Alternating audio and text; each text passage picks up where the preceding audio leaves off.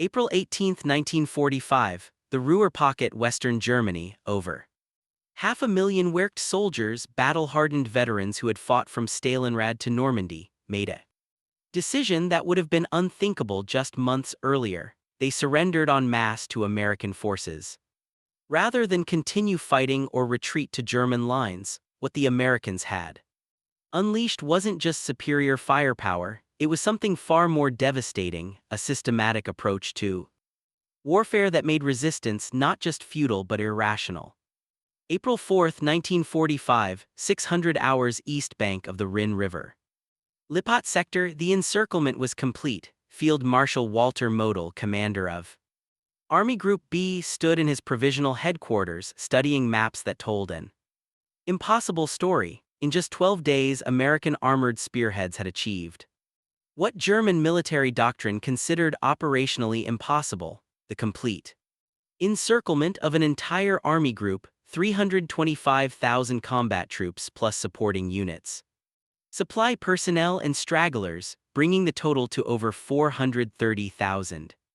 Men trapped in a pocket roughly 50 m wide, but the numbers themselves weren't what made this moment unprecedented in military history. German forces had been encircled before at Stalingrad, at Filesee, at countless smaller engagements across the eastern and western fronts. What made the Ruhr Pocket different was what happened next, or rather what didn't happen. There would be no desperate breakout attempts, no suicidal last stands, no fanatical resistance to the last bullet. Instead, over the next 2 weeks, the largest mass surrender in Western Front history would unfold, and it would reveal something that terrified the German high command more than any weapon. Their soldiers had stopped believing in resistance. The Americans' German military dominance and tactical excellence called their approach vertical envelopment, but that clinical term masked a revolution in combined arms warfare that had been perfected over 3 years of combat from North Africa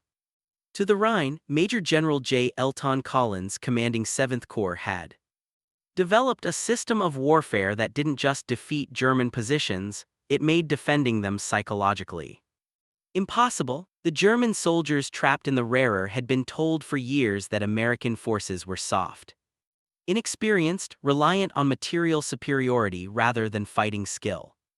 They had been assured that German tactical excellence and superior willpower would overcome American industrial might. Army Group B contained veterans of the Eastern Front, men who had survived Kursk and Kiev, soldiers who knew how to fight in encirclements and had broken out before. Yet within days of the pocket's formation, entire divisions were surrendering without firing a shot. By April 18, when Model dissolved Army Group B and released his men from their oath, over 317,000 had already laid down their arms by the time the pocket was completely cleared. On April 21, American forces had processed 325,000 prisoners, with estimates suggesting total captures, including those who surrendered in the immediate aftermath, exceeded 500,000 when counting attached Luftwaffe, SS, and paramilitary units throughout the industrial Ruhr region. What the Germans encountered wasn't a conventional military force. It was an integrated system of destruction that operated on principles they had never faced, not from the Soviets, not from the British, not in any previous campaign. The Americans had developed something that military historians would later recognize as a fundamental evolution in warfare: the ability to make continued resistance not just difficult or costly, but functionally meaningless. The weapon wasn't a single piece of technology, it was the seamless integration of air power, armor, artillery, logistics, and psychological operations into a machine that ground down not just German combat capability, but German will to fight. Every element reinforced the others, creating a cascade effect that made each hour of resistance more futile than the last. In his final message before dissolving Army Group B, Model wrote, "The Americans do not fight battles, they stage industrial operations. Our men face not an army but a system. Courage means nothing when the enemy can predict your every move, answer your every action, and make your position untenable before you even Occupy it. 3 weeks later, Model walked into the woods near Duber and shot. Himself, he left no note, but his aide recorded his final words, "A field. Marshal does not surrender, and I cannot ask my men to do what I cannot." But his men had already made their choice, not because they were cowards but because they had recognized a truth that their commanders refused to accept.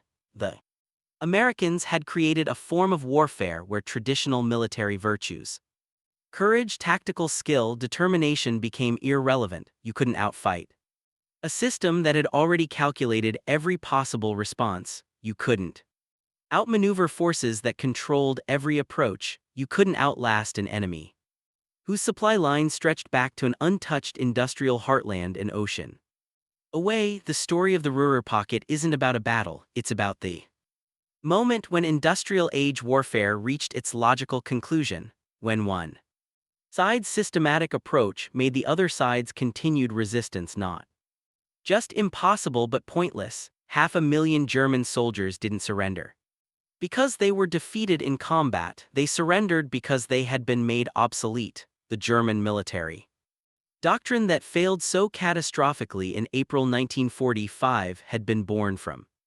success. For 5 years, the Wehrmacht had conquered a continent using principles that had proven devastatingly effective: speed, concentration of force, tactical flexibility, and the superior training of individual soldiers and small unit commanders. The concept was offensive tactics, where commanders at every level understood the overall objective and had the authority to achieve it through their own initiative.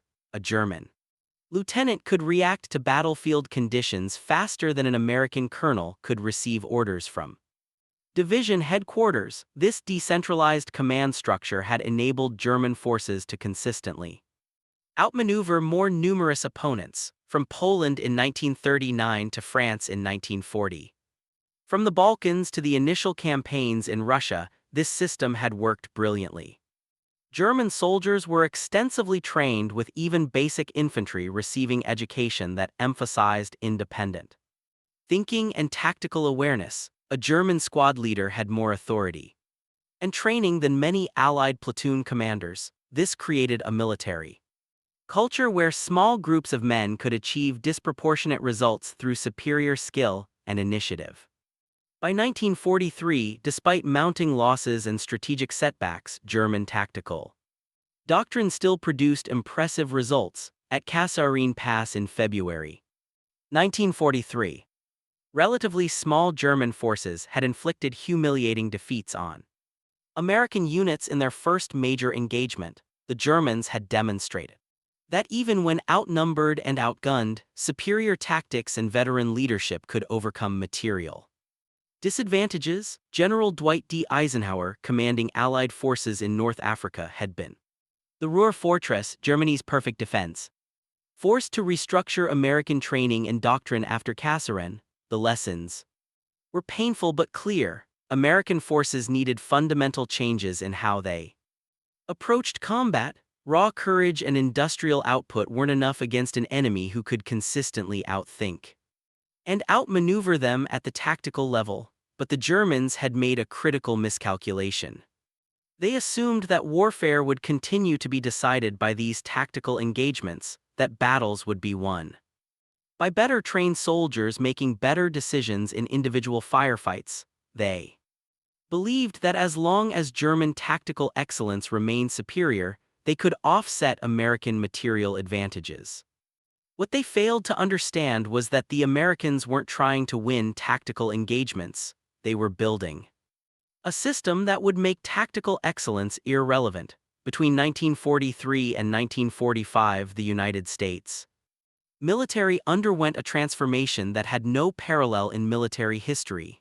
It wasn't about creating better individual soldiers, though American training did improve significantly. It was about creating an integrated system where individual tactical decisions mattered less than systematic operational superiority. The scale of American logistical preparation was something the German military couldn't conceptualize. By early 1945, American forces in Western Europe were supported by a supply network that delivered 26,000 Tons of supplies daily. Every American division crossing the Rhine had artillery support that could deliver more tonnage in an hour than an entire German corps could fire in a day.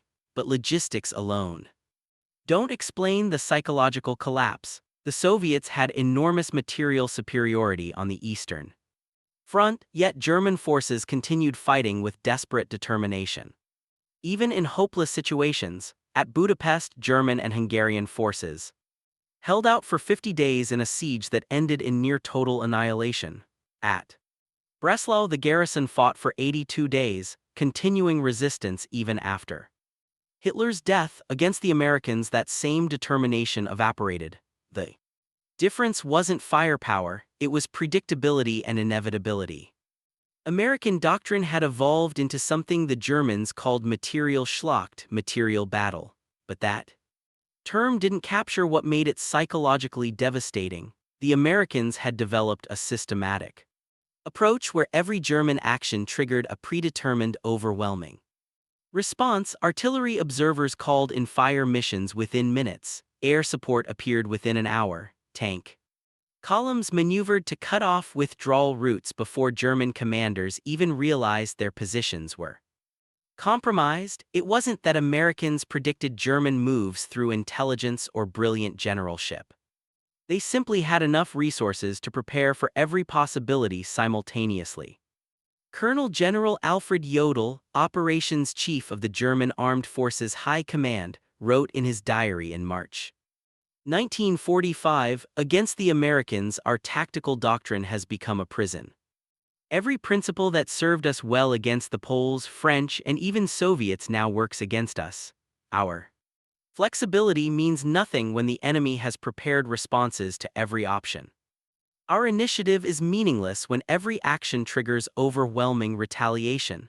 We are fighting an opponent who doesn't need to outthink us. They've made thinking irrelevant." This was the context that Army Group B entered when American forces crossed the Rhine. They brought tactical excellence, veteran leadership, and determination to a fight where none of those qualities mattered anymore. They were prepared for a battle. What they encountered was an industrial process designed to make battle impossible. The German defensive preparations in the Ruhr represented the culmination of 5 years of hard-earned tactical knowledge. Army Group B wasn't a collection of green recruits or demoralized garrison troops. It contained the 116th Panzer Division, veterans of the Normandy campaign, the 3rd Panzer Grenadier Division, which had fought through Italy and France, the 338th Infantry Division, survivors of the Eastern Front. These weren't men who broke easily. General Gunther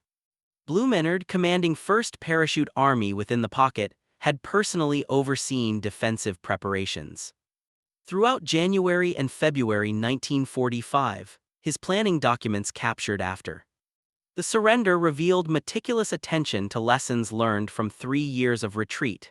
Every position had been sited with interlocking fields of fire. Every bridge had demolition charges. Every crossroad had been pre-registered for artillery. Every likely American approach had prepared defensive positions. The Ruhr industrial region itself provided natural advantages. The area contained over 4,000 factories, countless mine shafts, and urban areas perfect for defensive warfare. The terrain was broken by rivers, canals, and industrial complexes that channeled any attacking force into predictable routes. German engineers had spent months preparing positions that would turn each factory, each urban block, each river crossing into a killing ground. Intelligence assessments captured from German divisional headquarters showed they understood American capabilities. They knew about American artillery superiority. Their doctrine called for immediate dispersal. When American forward observers were spotted, they knew about American air power. They planned operations during bad weather and prepared covered positions. They knew about American armor tactics. They prepared anti-tank positions in depth with carefully planned withdrawal routes. What made German commanders confident wasn't America's revolutionary warfare system, ignorance of American strength. It was faith in proven defensive doctrine. The Manual for Positional Defense, refined through years of combat, dictated that a properly prepared defensive position held by determined troops could exact casualties of 3 to 5 attackers. For every defender lost, the mathematics seemed simple, even if Americans had 3-1. Superiority, attacking into prepared defenses should produce unsustainable casualties. Lieutenant General Fritz Berlin, commanding LII Corps, had survived North Africa, Normandy, and the Ardennes offensive. His after-action reports consistently emphasized the same principle. American forces would attack until casualties became politically unacceptable, then pause to reorganize. The German goal wasn't to win, it was to make victory too expensive. Every day of resistance bought time for wonder weapons. For peace negotiations, for some miracle that would stave off total defeat, the Pocket's defenders had ammunition stockpiled for weeks of combat. Food supplies had been consolidated from the surrounding region. Medical facilities had been established in the safest rear areas.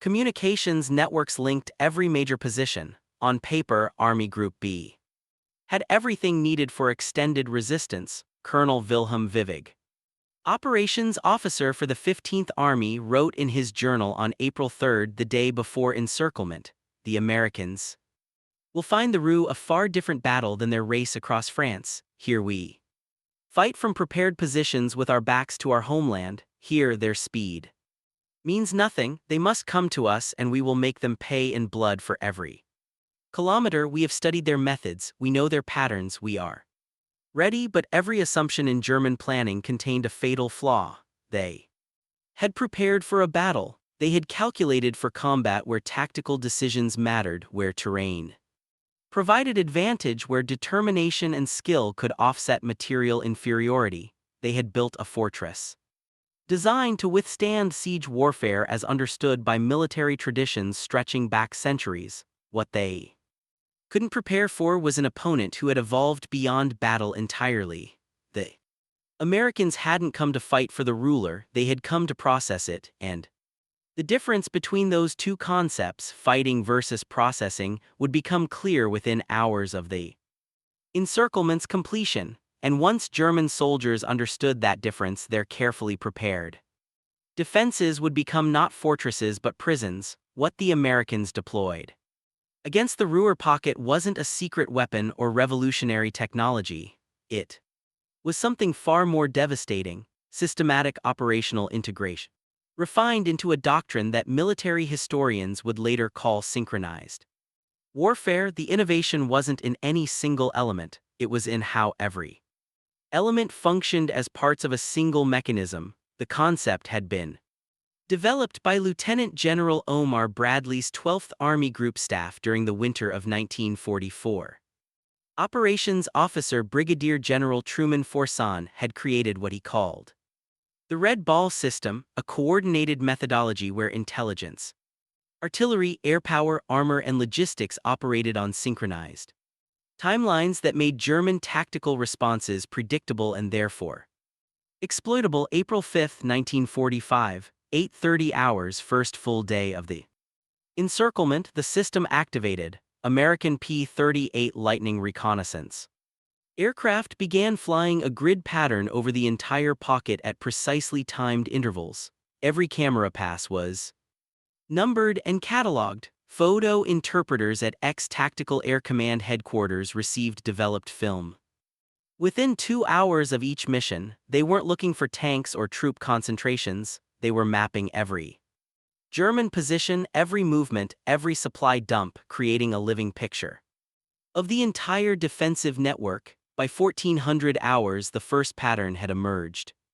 German units were repositioning to defend the most obvious American approach routes exactly as doctrine dictated. American intelligence officers marked these positions on master maps and calculated something the Germans couldn't anticipate: the timing of German movements. At 1600 hours, American artillery began firing on roads and intersections, not where German troops were but where they would be in 30 minutes based on observed movement patterns. German commanders reported to Army Group B headquarters that American Artillery seemed to predict their movements. They adjusted, moving at different times using different routes. American photo reconnaissance documented the changes. Artillery adjusted accordingly. The psychological impact was immediate. German after-action reports from those first days repeatedly use the word uncanny. American fire seemed to anticipate every movement. Units that repositioned at night found themselves under artillery fire at their new locations within hours. Supply columns that changed routes discovered American fighter bombers waiting at alternate crossroads. It wasn't intelligence superiority, it was systematic observation creating predictive patterns. Colonel Edwin Luther, commanding artillery for 7th Corps, had developed the time-on-target method to devastating perfection. When American observers identified a worthwhile target, Luther's system coordinated multiple artillery battalions firing from different locations, timing shells to impact simultaneously. A German position might see a single ranging shot. Calculate they had minutes before the main bombardment and attempt to displace, only to have dozens of shells from 6 different directions arrive within a 5-second window.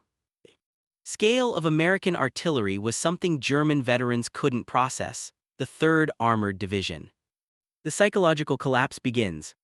Alone had dedicated artillery support equivalent to what the entire Wehrmacht Army in the pocket could deploy. When 7th Corps called for corps-level artillery support, over 300 guns could fire coordinated missions. The Ruhr Pocket contained approximately 800 German artillery pieces, but inadequate ammunition and constant counter battery fire meant fewer than 200 could fire at any given time. But artillery was merely the anvil. The hammer was operational tempo. American armored columns didn't attack German positions, they bypassed them, using radio communications and aerial reconnaissance. American commanders identified gaps in German lines within hours of their formation.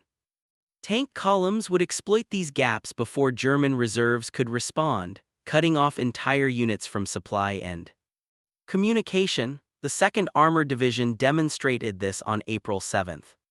Reconnaissance identified a 4 km gap in German lines southeast of Hamm. Within 3 hours, Combat Command A had pushed an entire armored column through the gap, advanced 15 km, and blocked the main supply route for 2 German divisions. The encircled German forces discovered they were cut off only when supply convoys failed to arrive.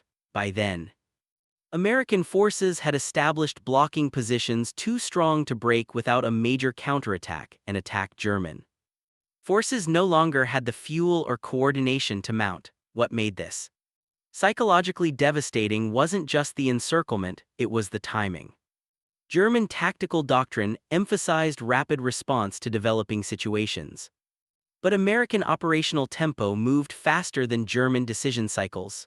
By the time German commanders identified a problem, communicated orders, and began executing responses, American forces had already advanced to the next phase. Lieutenant Karl Gautam, operations officer for the 116th Panzer Division, wrote in his journal on April 9, "We are always responding to situations that have already changed.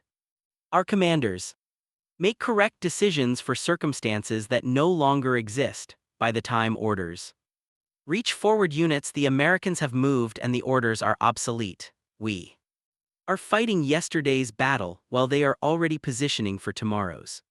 The system wasn't perfect. American units still faced fierce resistance at key points, still took casualties, still encountered situations where German tactical skill created local advantages, but those tactical victories meant nothing within the larger operational framework. A German company might successfully defend a crossroads for 6 hours, inflicting casualties on American attacking units, only to discover American forces had already bypassed the position entirely and cut off their withdrawal route. April 12, 1945, the cascade began in earnest. What started as tactical defeats transformed into systemic collapse within the German command structure. The breaking point wasn't any single engagement, it was the cumulative realization that continued resistance served no purpose. American intelligence teams working with captured German communications equipment documented the collapse in real time. Radio intercepts from German divisional headquarters revealed a pattern: initial confidence followed by confusion, then desperation, finally resignation.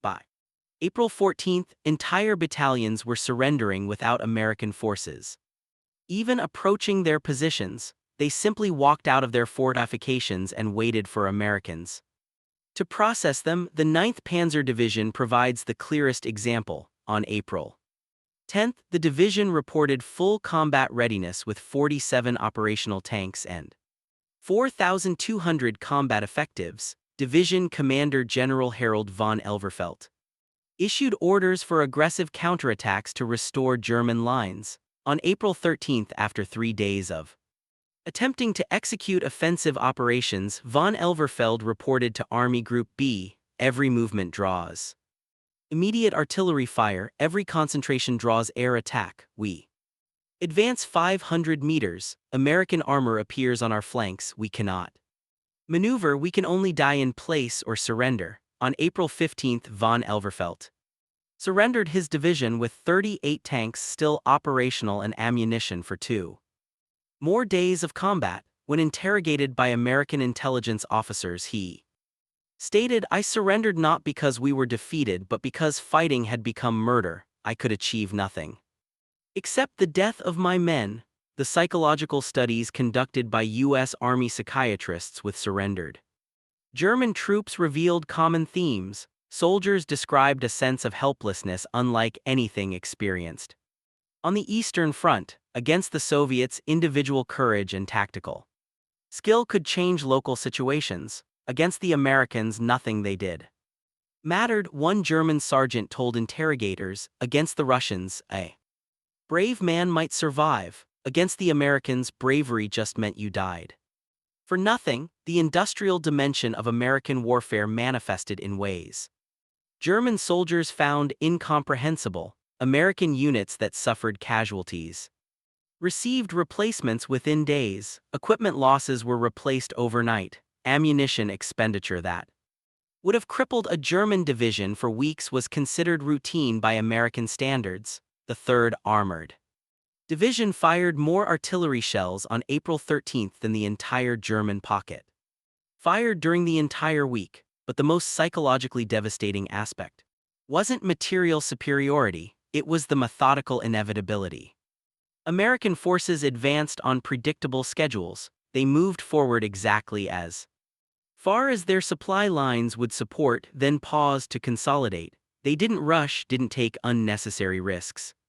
Why 500,000 veterans chose surrender books key TOPICS-COVERED didn't provide opportunities for German counterattacks. They simply ground forward like a machine, impersonal and unstoppable. German soldiers began calling it Waltz steamroller war. There was no glory in it, no opportunity for heroism, no way for courage or skill to matter. You couldn't ambush a steamroller, you couldn't outmaneuver it, you could only wait for it to reach you and then be crushed or step aside. By April 16, American forces had processed over 150,000 prisoners. The supplied infrastructure for handling surrenders became as sophisticated as combat operations. Prisoner processing stations operated on assembly line principles. German soldiers were disarmed, documented, given food and water, and moved to rear areas within hours. The efficiency itself was demoralizing. Americans handled the surrender of entire divisions with the same systematic efficiency they applied to combat. Field Marshal Model's headquarters maintained communication until April 17. His final operational orders revealed a commander who understood the situation completely but couldn't bring himself to accept it. He authorized unit commanders to surrender if they judged continued resistance pointless, effectively dissolving his command while refusing to formally capitulate himself. On April 21, the last organized German resistance in the pocket ceased. Final prisoner counts exceeded 325,000. The largest mass surrender in Western Front history. American casualties during the entire operation, 10,000. Wounded 2,000 killed, German casualties approximately 10,000 killed. In combat the rest captured, the casualty ratio normally favoring. Defenders in prepared positions had been completely inverted. The Eastern Front provided brutal context. In the Ruhr Pocket, 200,000 German soldiers held out against Soviet forces until the war's end, suffering over 150,000 casualties, but never surrendering in mass. In the Ruhr Pocket, German forces fought for 2 months with 80% casualties before final Soviet victory. Against the Soviets, Germans fought to literal annihilation. Against the Americans, they chose survival post-war.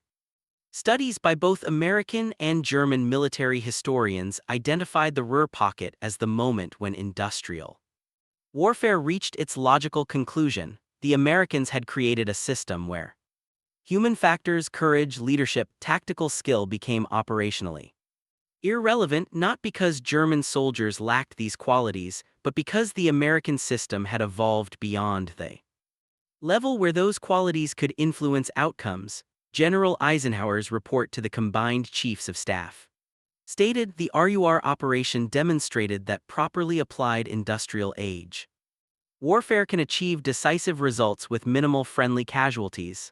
The key is systematic integration of all combat arms operating at a tempo that prevents enemy response. The 500,000 German soldiers who surrendered rather than face continued combat hadn't been defeated in battle. They had been made obsolete by a form of warfare that didn't require defeating them, only processing them.